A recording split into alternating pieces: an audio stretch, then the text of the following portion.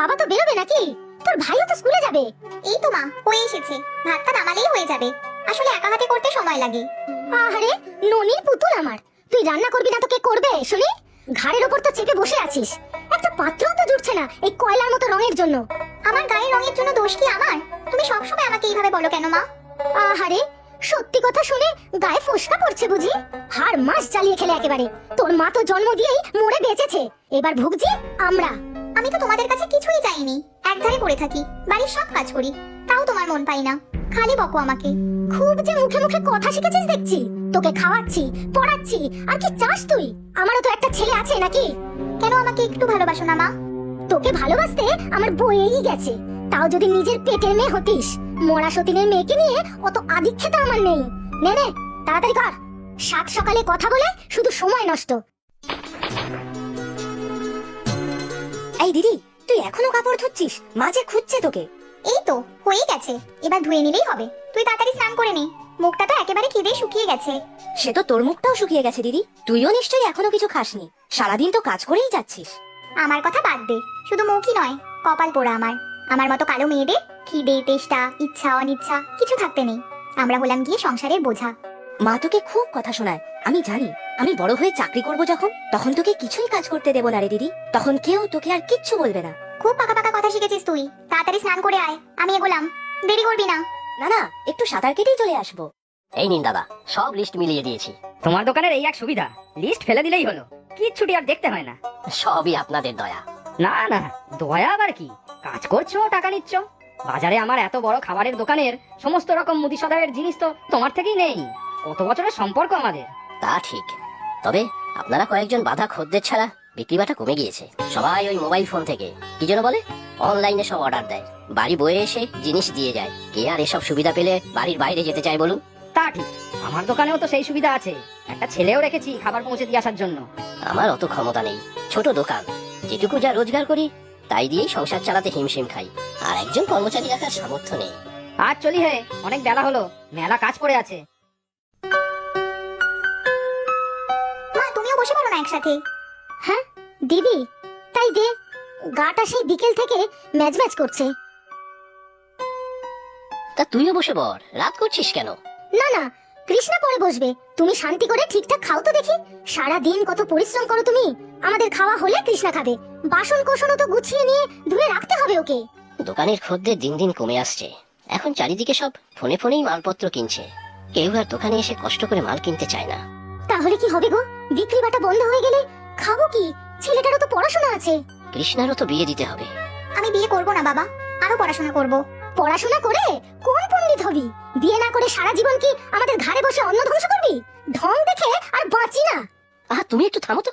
বিয়ে তো করতেই হবে রে মা, তবে তোর গায়ের রঙের জন্য সব পাত্রপক্ষ মোটা পণ চাইছে। সেই জন্যই তো আমি বিয়ে করতে চাইছি না।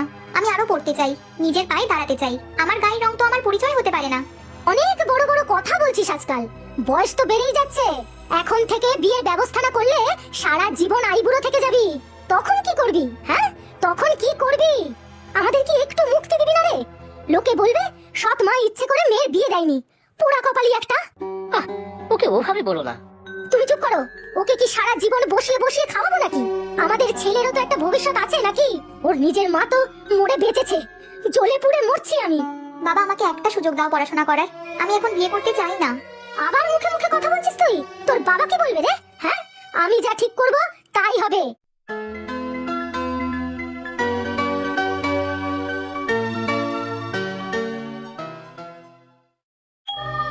এই দিদি, কাঁদছিস কেন? মা আবার কিছু বলেছে বুঝি? আমি কালো, সেটা কি আমার দোষ? আমি এখন বিয়ে করতে চাই না। মা আমাকে জোর করে বিয়ে দিতে চায়। কাঁদিস না দিদি, তুই মন খারাপ করে থাকলে আমার খুব কষ্ট হয়। আমি মাকে বলবো। না, কাউকে কিছু বলতে হবে না।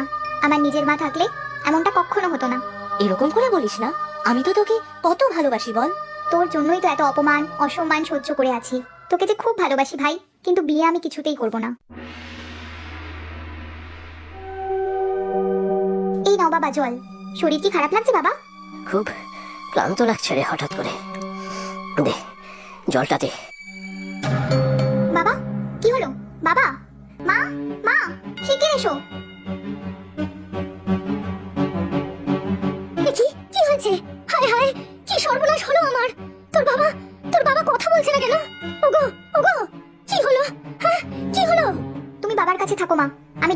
আনছি। হ্যাঁ, শিগগির যা, শিগগির যা। হ্যাঁ গো, আজকে একটু ঠিক লাগছে। হ্যাঁ, ওই আর কি। কি দোষ করেছিলাম কে জানে, একেবারে যে পথে বসে গেলাম, দোকানও খুলতে পারছি না। আমি আছি তো বাবা, চিন্তা করছো কেন? কি করবি তুই? হ্যাঁ, কি করবি? খালি তো বড় বড় কথা। কোন কাজে লাগিস তুই? খালি অন্ন ধ্বংস করছিস। হ্যাঁ, চুপ কর তুই। দোকানে যে বসতেই পারছি না, এমনি বিক্রি বাটা কমে গেছে। এখন যাও বা 2-4 জন ছিল, সেও চলে যাবে। চিন্তায় চিন্তায় আমার ঘুম চলে গেছে। ছেলেটা ছোট। চিন্তা করো না মা, আমি তো আছি। তুই থাম, তাও যদি তোর বিয়ে দিয়ে উদ্ধার করতে পারতাম, তাও একটা পেট কমতো। আহ, এখন থাক না সব কথা। কিভাবে সংসার চলবে ভাবো। এভাবে চললে যে পথে বসতে হবে, খাওয়াও জুটবে না।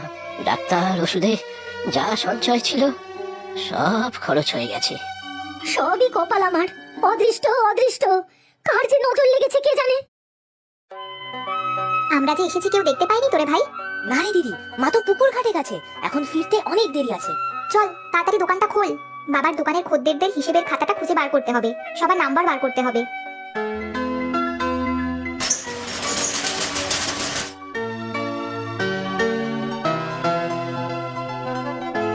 এই তো পেয়েছি। এই খাতাটা দিয়ে কি করবি দিদি? কার কার কাছে বাবা কত টাকা পায় সেটার একটা হিসেব করতে হবে, তারপর তাদেরকে ফোন করে টাকার কথা বলতে হবে। এই তো সবার ফোন নাম্বার লেখা আছে এখানে। আমিও কিন্তু যাবো তোর সাথে, তুই যেখানে যেখানে যাবি। আরেকটা কথা ভাবছি, বাবা সেদিন বলছিল না যে এখন সবাই বাড়ি বসেই সব চায়, আমরাও যদি সবার বাড়ি বাড়ি মাল ডেলিভারি করি।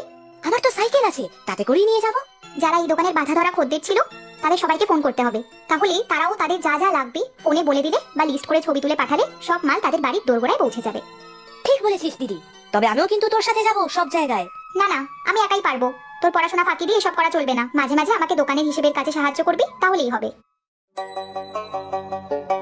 আরে তুমি মলয়ের মেয়ে তো? হ্যাঁ কাকা বাবু, বাবার দোকানটা এখন আমিই দেখাশোনা করছি। বাবা তো খুব অসুস্থ, আপনি তো বাবার দোকান থেকেই সব মাল নিতেন। হ্যাঁ, নিতামই তো। আগের মাসের টাকা নিয়ে গিয়ে দেখি তোমাদের দোকান বন্ধ, তোমাদের বাড়িও চিনি না। আবার দোকান খুলেছে কাকা বাবু, আমিই চালাচ্ছি দোকানটা। আর কষ্ট করে আপনাকে যেতেও হবে না, একটা ফোন করে কি কি লাগবে বলে দেবেন, আমি সাইকেলে করে এসে দিয়ে যাব। তবে খুব সকালে কিন্তু হবে না, আমি ঘরের কাজ সব শেষ করে তারপর দোকান খুলবো। তাহলে তো ভালোই হলো, সব সময় যাওয়াটা তো সম্ভব হয় না। আচ্ছা শোনো, আগের মাসের টাকাটা নিয়ে যেও।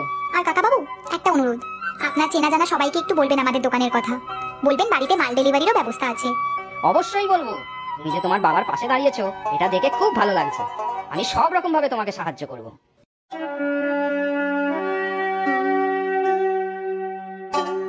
সারাদিন দুটোতে মিলে কোথায় চড়ে বেড়ানো হচ্ছে? হ্যাঁ, ঘরে যে বাবার শরীর খারাপ সেদিকে খেয়াল আছে? হায় হায়, সঙ্গ দোষে আমার ছেলেটাও উচ্ছন্নে যাচ্ছে। ভাইয়ের কোনো দোষ নেই। আর এই নাও, এই টাকাগুলো ধরো, সংসার চালানোর আর বাবার ওষুধের টাকা। টাকা? টাকা তুই কোথায় পেলি? চুরি করেছিস? মা, তুই দিদিকে কেন এইভাবে বলো? বাবার বন্ধ দোকানটা দিদি খুলেছে, আবার খদ্দেরদের বাকি টাকা আদায় করা, বাড়ি বাড়ি মাল পৌঁছানোর ব্যবস্থা করা সব দিদি করেছে। এগুলো সেই টাকা, আরো নতুন অনেক খদ্দের হয়েছে। এসব সত্যি? হ্যাঁ মা, সত্যি। অনেক বয়স্ক মানুষ যারা সব সময় বেরোতে পারে না, তারা ফোনে তাদের কি কি লাগবে বলে দিলে আমি ভাইয়ের সাইকেলে করে দিয়ে আসি।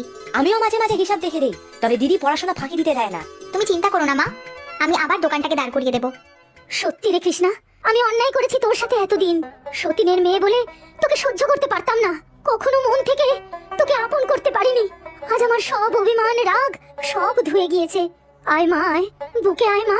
মা বলে ভালো করে ডাকতো আমাকে, ভালো করে